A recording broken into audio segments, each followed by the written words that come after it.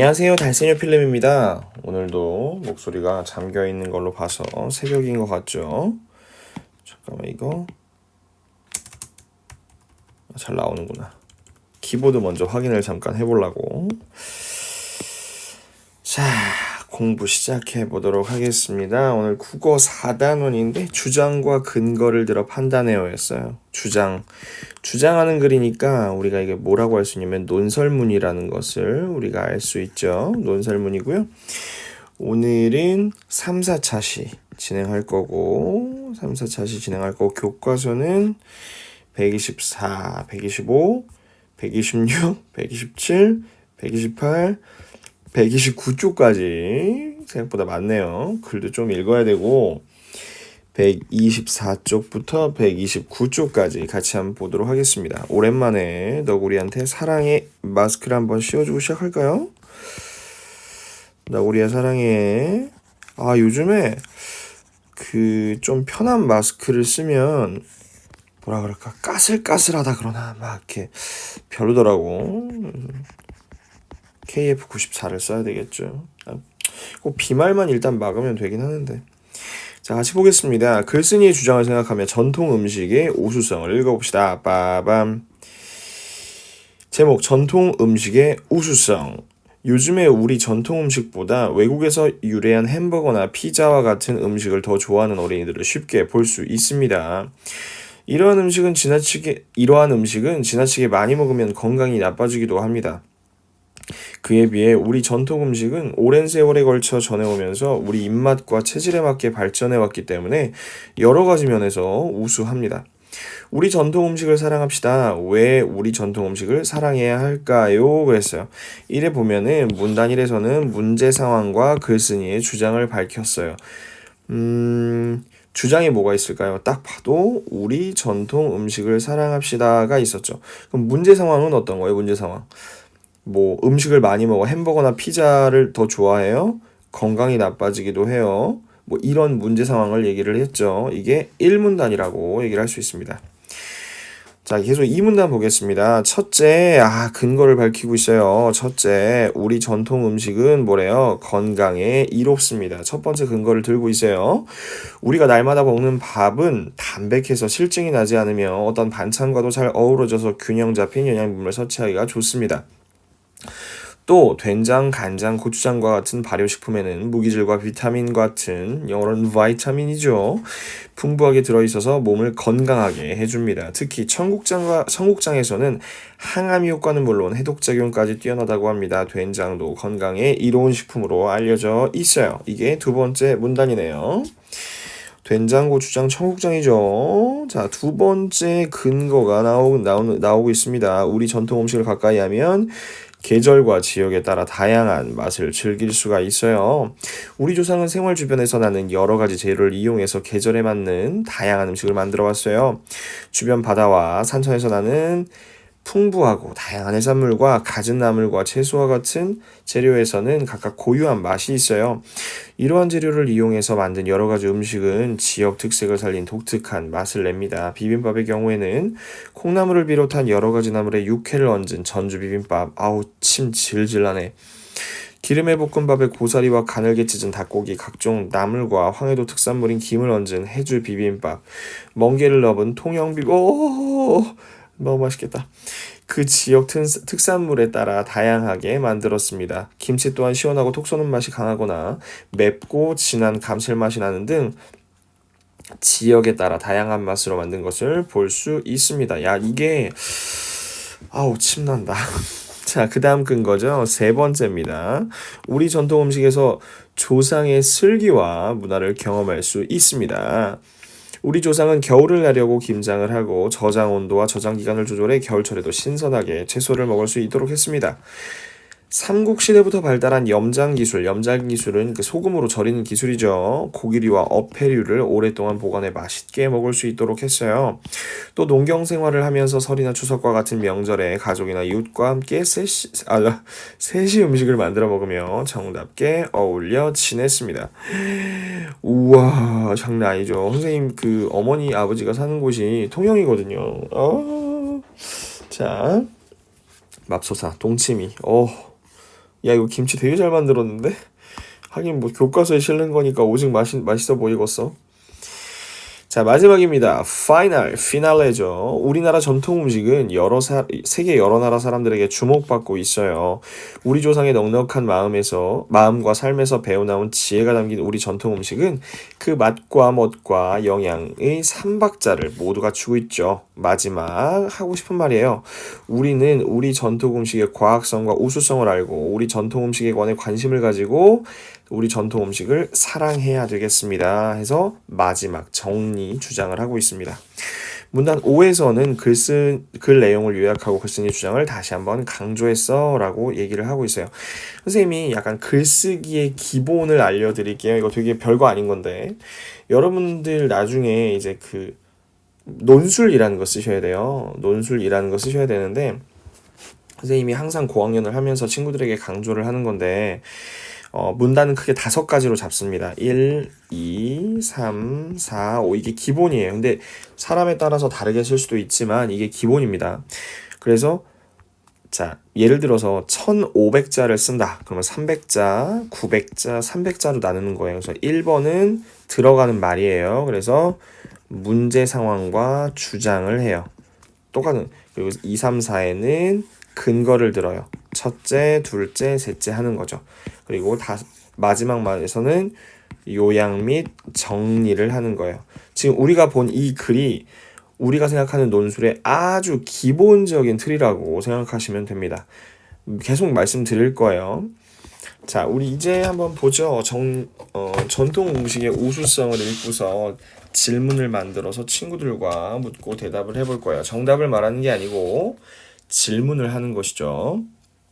첫 번째, 글 내용을 확인하는 질문. 팩트에 관한 거예요. 사실에 관한 질문입니다.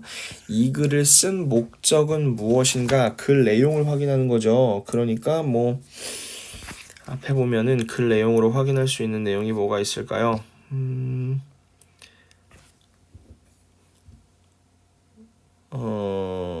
뭐가 있을까?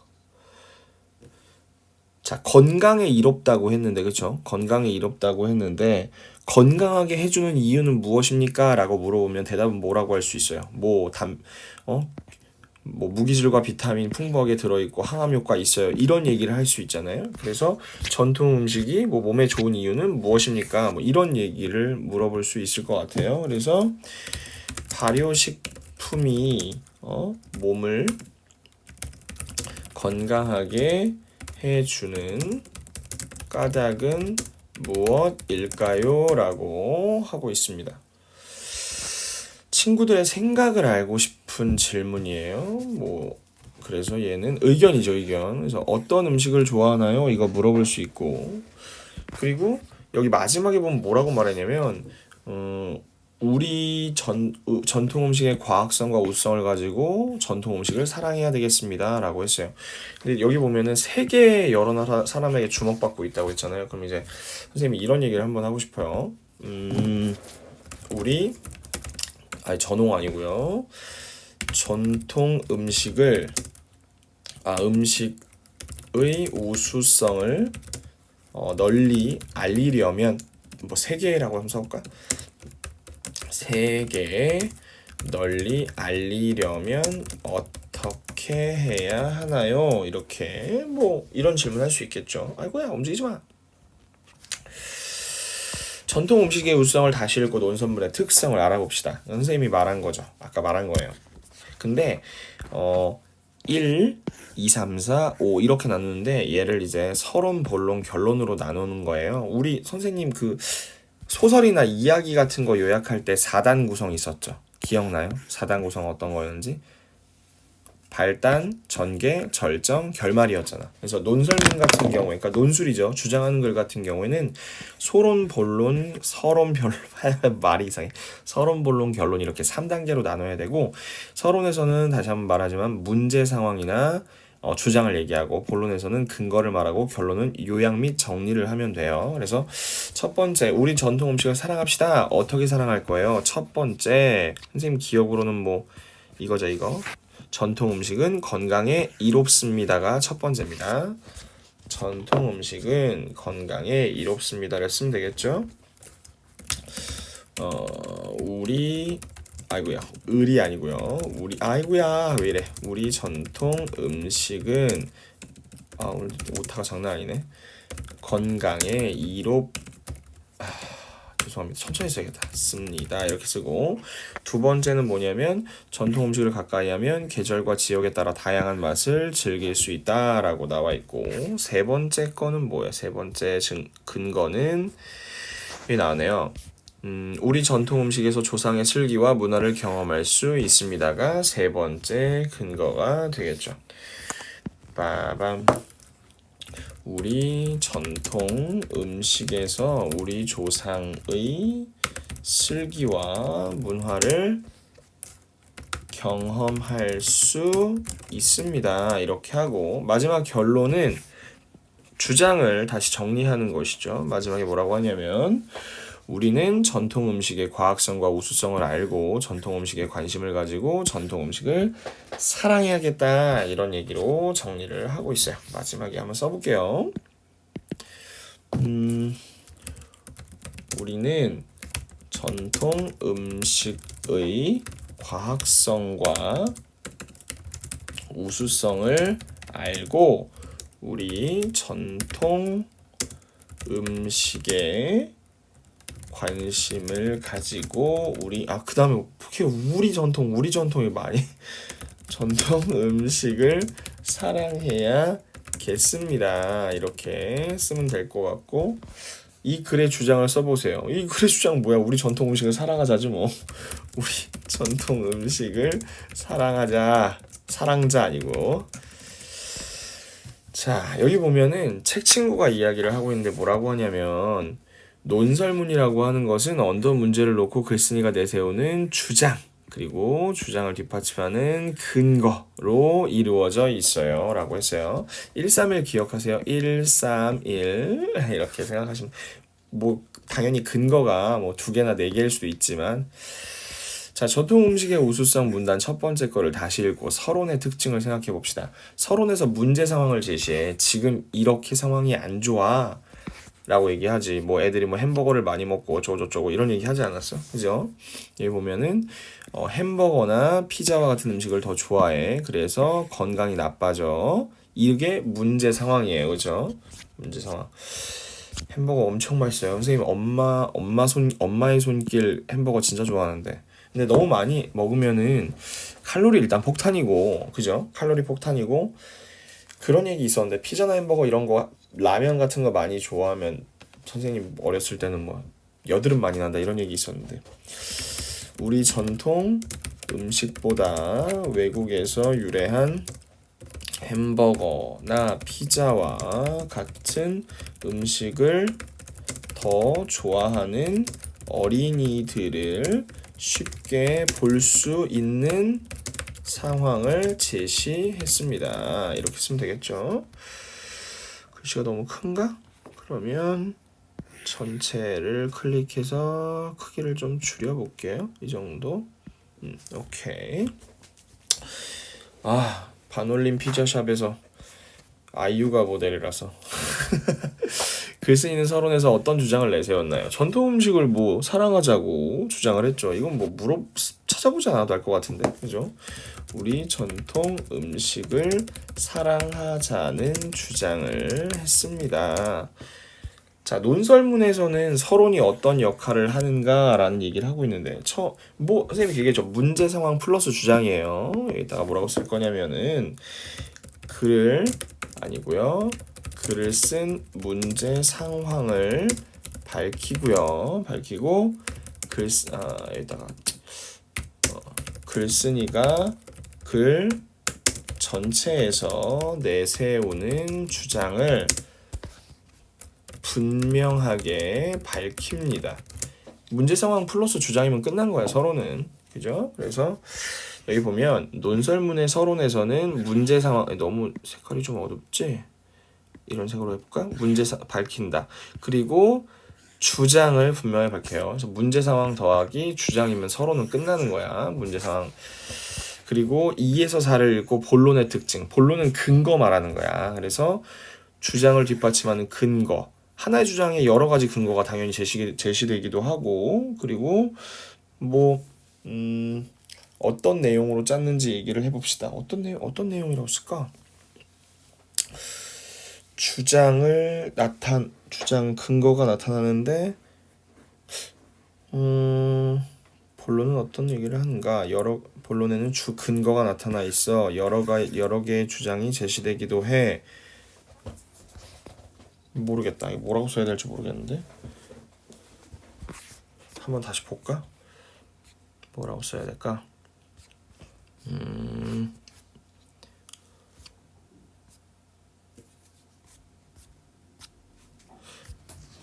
선생님은 그냥 쓸 말이 없으니까 근거는 신뢰할 만한 출처가 있어야 해. 뭐 이런 말.